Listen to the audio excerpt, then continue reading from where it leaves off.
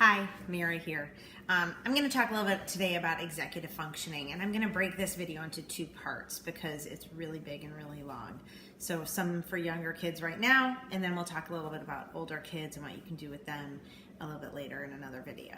And I really struggled with this video to talk about executive functioning. I found myself at first giving a lecture on what executive functioning is and what it entails, and I realized you guys probably already know exactly what executive functioning is. So instead of lecturing you, I am going to get into the nitty-gritty of some of the things we tried and things that worked and things that didn't work.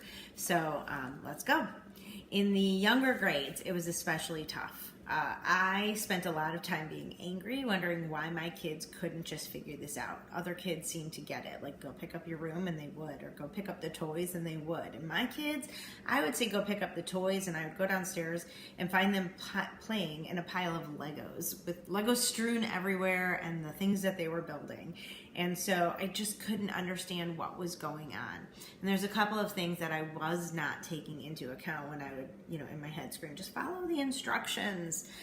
One thing was not all kids develop at the same rate, and it's completely magnified when you have a 2E kid. So, having not even realized my child was 2E at the time, obviously I didn't know this, but keep it in mind. Not all kids develop, but 2E kids especially, they're asynchronous and they are inconsistent, and that is a huge part of executive functioning right there. Also, not all kids, like I said before, will react the same way to the same ideas. So what works for my kids won't necessarily work for yours, and what works for my friends doesn't work for mine, and what works for Lyle doesn't always work for Nora, and vice versa. So keep that in mind.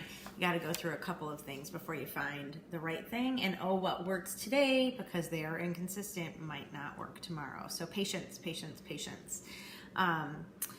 And some of the things that we did try that did not work, because they're very typical, neurotypical ideas here, are things like sticker charts and prizes and yelling and screaming.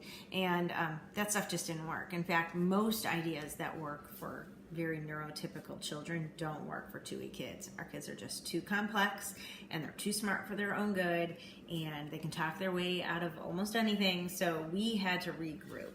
And we realized that we need to really be basic about this. So I labeled all of their toy bins and drawers things like balls and trucks and Polly Pockets and underwear and t-shirts. This is the t-shirt drawer. Don't put your socks in it. We still struggle with that a little bit, but it's getting better. We also learned that, especially for Nora, a race to the finish, that race idea, hey, how fast can you put it in? Let's make a game out of this. Doesn't work. Nora's anxiety skyrockets through the roof. And we learned later with testing that she has processing issues, and obviously the executive functioning. And the race idea just floods that frontal lobe. She becomes overwhelmed and shuts down, and it's awful. So we had to just take things slow, pile by pile, reminder by reminder, and nothing could be done at the last minute. We had to build in some serious time for cleaning up. That was huge, and I had to learn there was no rushing out of the house. There was no last minute, throw your shoes on, let's go, let's go, let's go.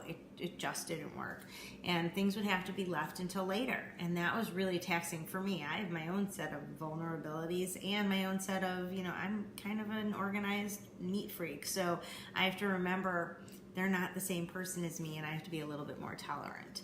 That was a hard one for me to swallow, but I learned, to do things early and do them often. As for Nora, there are some other things that we had to really keep in mind. She's a bit of a hoarder, and I can talk about that in more depth in another video, but the quick and dirty of it is we're on top of it, but we have to stay on top of it. She likes to keep things, and when she was little, it wasn't just the typical rock collection or picking flowers and wanting to put them in a vase when we got home. It was things like receipts that were folded and faces were drawn, and they were receipt girls, and we would have receipt girl parties. And things like binders and notebooks. She likes to draw, and she likes to write poetry. So things like that, most kids I can see having it scanned and put into the computer as an electronic file, and then you can get rid of the physical notebook, but not for Nora. So, if that works for your kid, great, but, some things we just have to hold on to as keepsakes, and maybe with age and maturity, those things will change, because Receipt Girl and the likes are not part of our lives anymore. So she did mature, she does mature, kids do mature, it'll happen.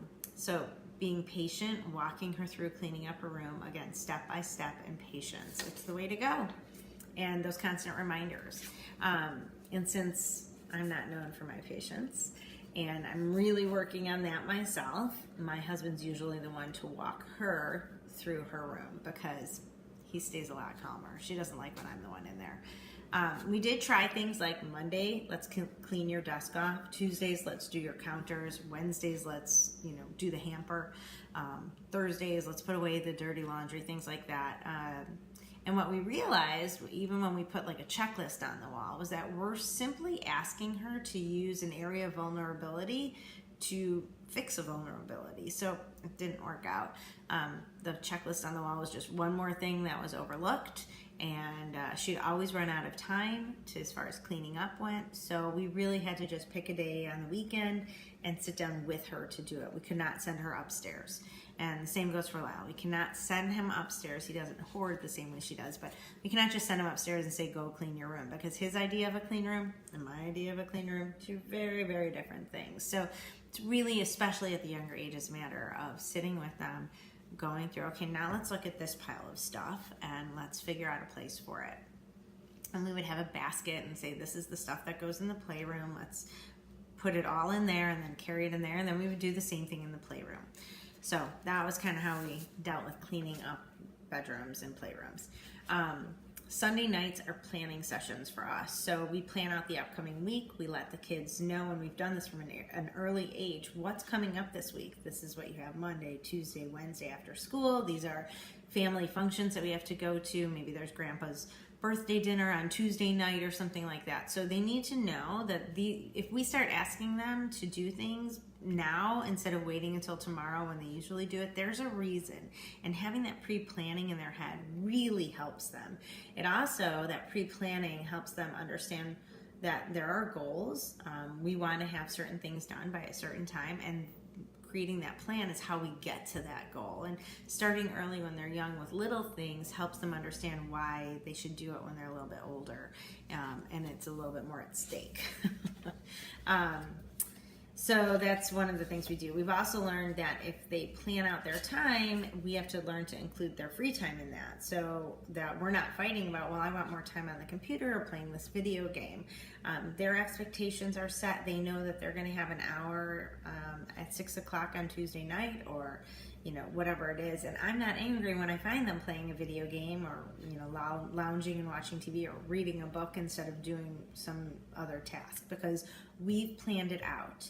And it really takes some of the agitation away from the days and the weeks. So one of the big things that Lyle does, and this is kind of an older kid thing, but it wouldn't hurt to start it younger, is that we really have something planned out for every day. So from 8 to 3:30, school, 3:30 to 5, extracurriculars, 5:30 to 6:30, dinner and free time, 6:30 to 7, clean up the room, build that cleaning time in, build that free time in, 7 to 9, homework. And of course, that's for an older child. You'll have to adjust if your kids are younger, their bedtimes are earlier, they don't have as much homework, etc.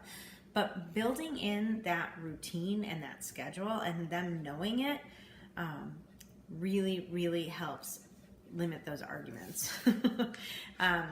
We've also started pretty young having them help to pack, or things of that nature. Anything that takes planning and organization, those executive function skills, we have them help us with it. So at a younger age, like when we would go see grandma and grandpa out of town, hey, what do you think we're going to need for the 3-day weekend? We wouldn't just tell them. We would actually ask them, and ask them to help create the list. And then we'd help them go through that list while packing. And, over the years, that has been handed over to them more and more.